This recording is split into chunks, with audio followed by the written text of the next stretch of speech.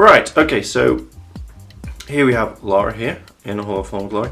Now she is what I believe a play art, not like a fig art or figure arts is what I call them. So let's have a look at Lara and the detail of herself. Okay, so first of all, the ball joints is, I thought that they would go all the way up, but with the shoulder being there, it's kind of, so if you look here, you cannot move it any higher. You can do it like that, but I'm guessing because it's proper articulation, you can't get your arm all the way up there. Okay, so first of all, the joints are quite easy to use, and her ball joints for her arm make a clicking sound. It's like I've just broken her arm. So as you can see from here, it works well. So this is the pose that you get within the box.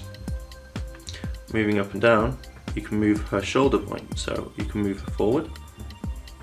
So it's a lot stiffer on this one that I found. Maybe just this one figure, but it's a lot stiffer on this side than it is on that one.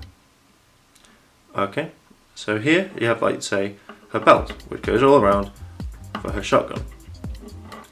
The detail on, say, trying to move her head, you can move to side, up and down, A, B, C, start. So you can move her head quite freely. The ponytail on the back can be moved up, or basically all around in a circle. You have the detail of her eyes, which you can see very well, and then you can see the detail just on her face. There is some dirt on her nose because she's been adventuring, and again here you have the necklace, which I'm guessing is the main thing, or one of the main things she wears during the game. The strap goes along, which holds onto her belt here, which is just to be able to put a shotgun in, or another one of her weapons that she gets. Okay, so the detail on is quite textured. If you ever have one of these and you get to have a feel of how the figure is, it's quite textured. So the trousers are quite like a rough sensation. Okay, so let's look back at Lara's upper body movement. So she has no movement, although when you look, there is a line that goes just under the bust and then under the back. So you can't move it left or right, so it looks like it's staying there, but giving you texture and the feeling that it's kind of like a material. Okay, so you can move her legs like so. Yeah. But the other one, you can't move that well because of the gun pouch. So we move her arm up, of her gun pouch there. So it takes a while because it feels so stiff. Now, when I hear that, I keep thinking it's going to break. So Lara can eventually do the splits but fall backwards. Okay, so we have the ball joints on the back, so they kind of click into place, but there are two joints. One, which are located here. So you can move her leg back like that. Now it's all twisted, so we can put her leg back. And then you can move it up, and then up again. So you can have it that way. Now, what I've just found is that I don't know if it's me moving it too much, but now rather than being able to do that, it just looks like she's just going to fall, and it looks like it feels like it's a bit hard. So it's just moving her legs back into play. Moving her thing. I found this a lot with the Megazord, that once the leg is moved, so now if I put it back into normal position, it'll just fall over. So I don't know if it's just how it is now it's all out, so just try and put it back in. It feels like it's just popped out, which is a bit weird. The joints are a bit not that great. If I'd known this, I probably would never have done that. So let's try and put it back in position. So just trying to make her stand up. Now she'll just fall over. So moving on, let's go on to the baldrint at the bottom, and I'll figure out how to put it back together eventually. Okay, so the boots are very detailed. You can see the laces as well as the movement. So you can move her foot left to right, and then same on the other one. So there is a lot of articulation there, left to right, and then you can do it that way, and that. So this is the, as I say, it's from the limited edition. See, it looks really weird now from the back. I don't know if it's part of the toy, but the bottom has popped up. So it's like, right, try and get you back to normal. So I don't know if it's one of those things where you can pose and then she's meant to go back. So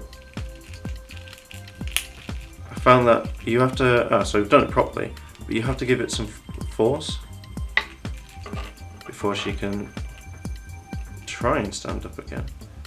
So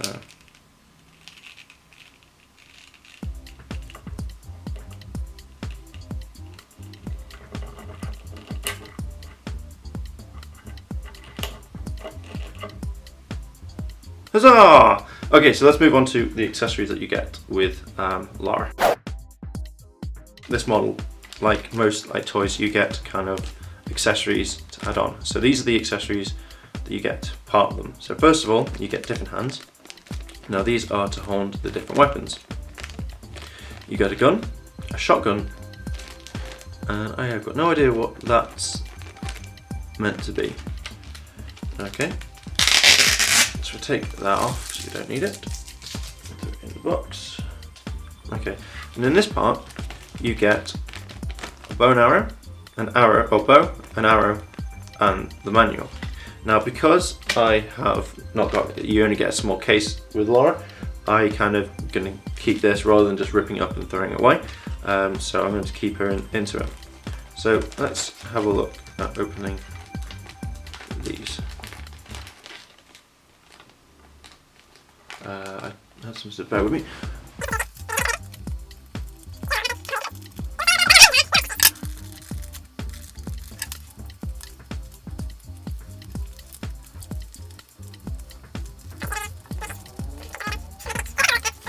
So let's have a look more in depth of what these are. Okay, so first of all, it is a small hand. So if we just adjust the focusing. So first of all, you have the hand here. So it's a finger. So there's a lot of detail just on that. Just that. There we go. So you have the bandages, and it looks like she's wearing a ring, but I'm guessing it's just another bandage. And you can see, I'll have to see if I can take photos, but you can see that there's like the nail within the hand. So there's a lot, they put a lot of work into it. So I'm guessing that one holds like a gun.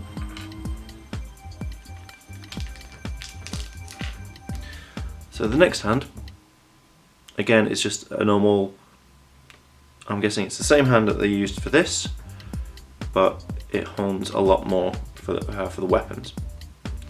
Her thing looks really, really like bony and crooked. It's like Skeletor. And then again here, again for the larger hand. So let's have a look at that. Now the weapons, let's have a look at them. So here we go, we have her gun. And it is there's not a lot of detail. I thought with something like this, depending on, I don't know if it is the gun itself, but I thought there'd be more kind of a rough texture here.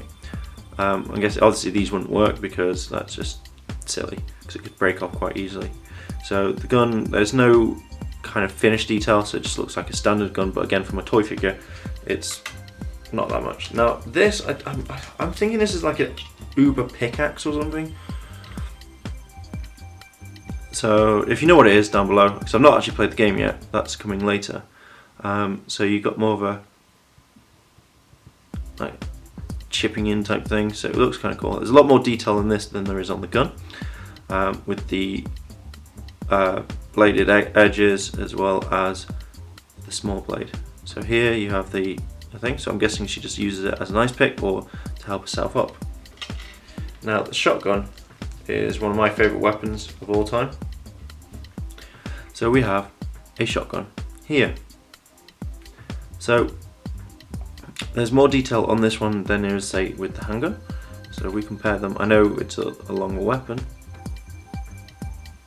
but you have here, you have the lines for the whatever it's called, the pumper, I'm going to call it. Sounds dodgy. And again, you have some of the bandages. I don't know why there's bandages around there. Maybe it's for extra grip. And then you can see the little details. I don't know if you can see it on here, but you have like the indented where the bolts and the screws would be for the gun. So okay, so that's the main thing you've got here. How do these work with Lara and her wavy hair? Okay, so as I said, the shotgun possibly can go in the back. Can it go in the back? Now, this might be the first time, but it's quite stiff to actually get in there. That's what she's. Okay, so the gun can go straight into the back. Her gun can go into her holster like that. And then normally with these sorts of things, you can just pop off the hands, and pop on another one. I think so.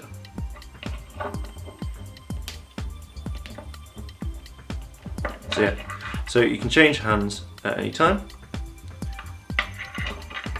Just pop them off, but we'll put her original hand back in. So there we go, we have that one.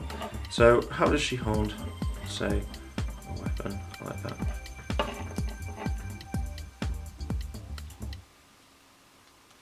Oh, she can't do it. So let's put it in this one.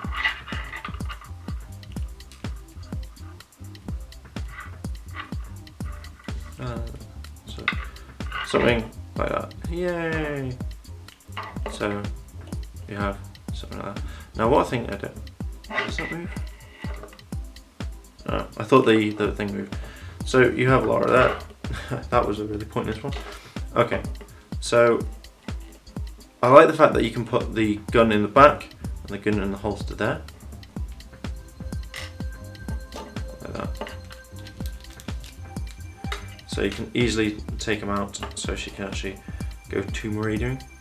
So that's that one there. So let's move on to getting the bow and arrow and seeing what that looks like. So here you go, you have Lara's bow.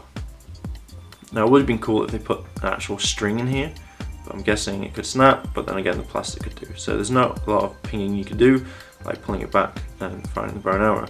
But there is a lot of detail on the side, but it feels rough and ragged like you would do if you had to make this in the wild, or if you found it from an Aborigine or whatever. Looking at the arrow, again there's a little bit of detail. You've got the piece of wood, which is probably when you pull it back, so it shoots by. The arrowhead looks like it's just been found and put on, so I'm guessing that's like in the game. And then you have the quiff at the end, you know, the feathers. It would have been nice if they put like many little feathers. That would be nice, like a texture, like you feel, but it's just all plastic. So those are the two things. This here is the instruction manual. So this tells you a little bit about it. So it's kind of reversed, but it just basically tells you in Japanese. Some parts are interchangeable, and it basically tells you where items go. So like the bow and arrow will tell you where to go on which hand, and then where it goes on Lara. So that's pretty much it for Lara herself. So in all, I like the figure. I don't think I'd go out my way buying it. It's something that is unique. For a collector, yes. I'm a massive Tomb Raider fan, but I've never been a big fan of collecting figures like this. The only ones I collected were the Super Sentais, but it's quite nice to have a different figure around. So yeah, it looks really nice. It's detailed, But for me personally, if I'd saw this separately rather than the game, I don't think I would have bought it from the shop. But again, I'm guessing if you had a better package, it would have looked nicer and would have kept all the stuff in. So she's now going to go live in the tin that comes with the game because I'm scared of losing all the parts for her. Okay guys, thank you very much for watching this review, and we're moving on to the art book next.